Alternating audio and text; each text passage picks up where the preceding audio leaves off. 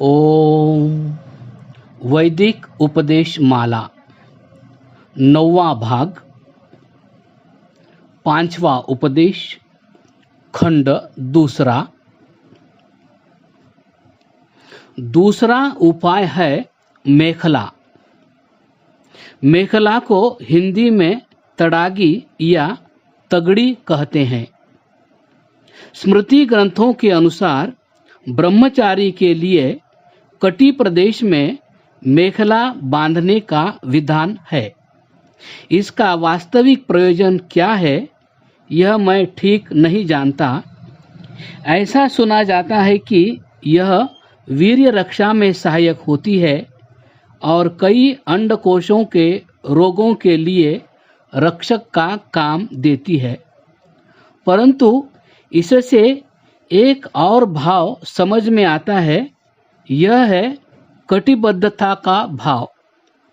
ब्रह्मचारी को कटिबद्ध रहना चाहिए, हमेशा तैयार, हमेशा चुस्त रहना चाहिए। न जाने कर्तव्य किस समय क्या आज्ञा देवे। जिस प्रकार युद्ध का सिपाही हमेशा चुस्त और चौकन्ना रहता है कि न जाने अभी क्या करना पड़े, उसी तरह ब्रह्मचारी को सदा कर्तव्य के लिए तैयार, कमर कसे हुए रहना चाहिए। उसे हमेशा जागृत रहना चाहिए, सोते हुए भी जागृत रहना चाहिए। कभी भी प्रमादी, आलस्य युक्त नहीं रहना चाहिए। कटिबद्धता से उल्टा है आलस्य, ढीलापन। जब मनुष्य आलसी होता है, ढीला पड़ा रहता है, तब उसके वीर्य नाश होने की सदा संभावना रहती है। सोते हुए का ही वीर्य नाश होता है।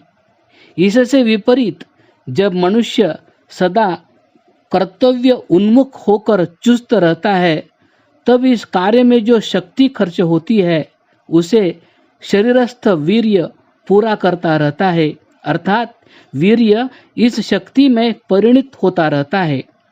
यह वीर्य रक्षा का दूसरा साधन है। वीर्य को शक्ति में परिणत करने का प्रारंभ में विवेचन अच्छी तरह हो चुका है, इसलिए अब इसकी विस्तृत व्याख्या की जरूरत नहीं। तीसरा साधन है श्रम, परिश्रम, मेहनत। यह साफ बात है कि श्रम करने से वीर्य रक्षा होती है और श्रम से विपरीत आराम तलबी से, आराम की इच्छा से वीर्य नाश होता है। अतः ब्रह्मचर्य की इच्छा करने वालों को सदा श्रम करना चाहिए।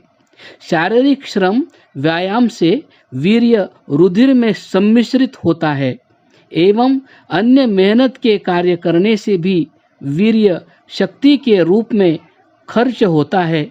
अतः हमें श्रम के जीवन को बड़ी खुशी से अपनाना चाहिए। इसके बाद चौथा साधन तप का आता है। यह एक प्रकार से सबसे मुख्य है। ब्रह्मचर्य सूक्त में तप का बार-बार वर्णन आता है। द्वंद्वों के सहने को तप कहते हैं। अपने कर्तव्य मार्ग में जो कष्ट आवे उन्हें सहना तप है। यह ब्रह्मचारी को निरंतर करना चाहिए। गर्मी सर्दी सहने का, भूख प्यास सहने का उसे अभ्यास होना चाहिए। इसी प्रकार और नाना तरह के द्वंद्व है जिन्हें कि मनुष्य जितना सहने वाला होगा उतना ही वह वीर्य रक्षक होगा। उदाहरणार्थ हम शीतोष्ण को सहें। शीत को कपड़े द्वारा सहना छोड़कर धीरे धीरे यह अभ्यास करें कि अपने वीर्य से बनने वाली शरीरस्थ सहन शक्ति के द्वारा ही शीत को सह सके और गर्मी को भी बाह्य उपकरणों से न सहकर इसी सहन शक्ति से सहने का अभ्यास करें तो हमारी वीर्य रक्षा होगी। वीर्य का इस प्रकार बहुत उत्तम सद्व्यय होगा। आशा है पाठकगण यहाँ तक के विवेचन से इन चारों उपायों का वीर रक्षा में साधनत्व भली प्रकार से समझ गए होंगे। शायद कोई पूछे कि हम तप, श्रम आदि कठिन साधनों से वीर रक्षा ही क्यों करें? मैं इस प्रश्न का अर्थ समझता हूँ। यह प्रश्न ठीक है। बिना किसी लक्ष्य के वीर रक्षा भी नहीं की जा सकती है। जिसके सामने कोई लक्ष्य ही नहीं है, वह किस लिए ब्रह्मचर्य करे? अतः सबसे बड़ी बात तो यह है कि हमारा कुछ लक्ष्य होना चाहिए। इस मंत्र में वह लक्ष्य लोकों का पालन पूर्ण कहा है। असल में प्रत्येक मनुष्य का लक्ष्य अपने लोकों को पूर्ण करना और लोक संग्रह करना ही है, जिसके लिए उसे ब्रह्मचर्य करना चाहिए। परंतु सामान्यतया कुछ न कुछ लक्ष्य होना भी पर्याप्त है।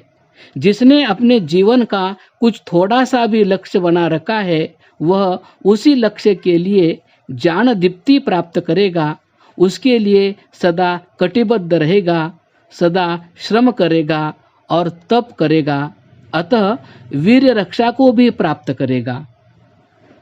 जिसका जितना भारी लक्ष्य होगा, उसके लिए वीर रक्षा करना उतना ही आसान होगा। ऋषि दयानंद तो एक महान लक्ष्य लेकर दुनिया में प्रविष्ट हुए थे। वे वस्तुतः लोगों का पालन और पूर्ण करने के लिए ही जन्मे थे। उन्हें विषयों की तरफ देखने के लिए भी फुर्सत कहाँ थी। इसलिए उन्होंने अपने को जान से संदीप्त किया और सारी आयु भर कर्तव्य के लिए कटिबद्ध रहे। वे सारा जीवन भर श्रम करते रहे और उन्होंने बालकपन से जितना तप कष्ट सहन किया, उतना दुनिया में विरले लोग ही करते हैं। इसीलिए वे अखंड ब्रह्मचारी रहे। आप पूछेंगे कि हम क्या करें? हम तो दयानंद जैसे महापुरुष नहीं हैं। हम तो दुनिया में कोई संदेश लेकर नहीं आए। मैं कहूँगा कि आप दयानंद के शिष्य हैं, यही पर्याप्त है। हर एक आर्य समाजी यह गर्व कर सकता है कि मैं आदित्य ब्रह्मचारी दयानंद जी का शिष्य हूँ। दयानंद हमारे लिए अखंड ब्रह्मचारी रहे। आर्य समाज ही उनका पुत्र कहा जा सकता है। यदि हम अपने को दयानंद का पुत्र न मानकर केवल अपने को दयानंद का अनुयायी माने, तो भी हम भारी ऋषि ऋण का बोझ अपने कंधों पर अनुभव करेंगे। क्या इस ऋण से मुक्त होना हमारा कर्तव्य नहीं है? क्या यह छोटा लक्ष्य है?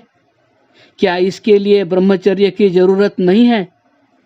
आप में से बहुत से सज्जन प्रायः गृहस्थाश्रम में होंगे, इसलिए वैदिक रीति के अनुसार संतान उत्पन्न करना बेशक आपका कर्तव्य है, परंतु इस पितृ ऋण को उतारने के अतिरिक्त और किसी कार्य में भी अपने वीर्य का व्यय करना अपने गुरु को कलंकित करना है। आपको ऋषि ऋण उतारने के लिए गृहस्थ धर्म करते हुए भी ब्रह्मचर्य रहना चाहिए। क्या आप प्रण करेंगे कि हम दयानंद के अनुयायी ऋतुगामी होने के सिवाय सदा वैदिक धर्म के लिए ब्रह्मचारी रहेंगे? आइए आज हम ऋषि दयानंद की ब्रह्मचर्यमयी दमकती हुई गुरुमूर्ति को अपने मन में अच्छी तरह से बिठलाकर उसके सामने प्रतिज्ञा करें कि मैं आपका शिष्य ब्रह्मचारी रहूंगा।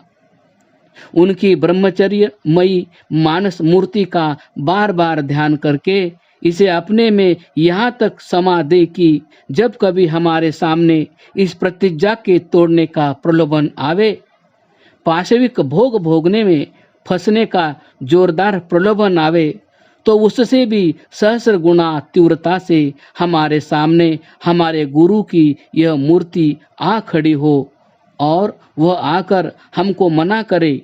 उनकी मन्यु भरी आंखें हमारी तरफ घूरती हुई हमें दिखाई दे और हमें यह गंभीर आवाज सुनाई दे कि इस वीर्य पर तुम्हारा अधिकार नहीं है, इस पर वैदिक धर्म का अधिकार है। इसलिए मैं कहता हूं कि यदि आप दयानंद नहीं हैं तो ब्रह्मचारी दयानंद के शिष्य तो है, वैदिक धर्म के पुनः संस्थापक गुरु के अनुयायी तो हैं। यह अनुभव आपको ऐसी स्फूर्ति देगा जिससे कि आपको वीर्य रक्षा करना बहुत आसान हो जाएगा और वीर्य नाश करना असंभव हो जाएगा। यदि आर्य समाज के सभासद पितृ ऋण के उतारने के कर्तव्य को छोड़कर सदा ब्रह्मचारी रहे तो आर्य समाज में जो आज शक्ति है उससे 1000 गुना शक्ति इसमें आ जाएगी। इस बात में मुझे तनिक भी संदेह नहीं है। 5वां उपदेश समाप्त हुआ क्रमशः।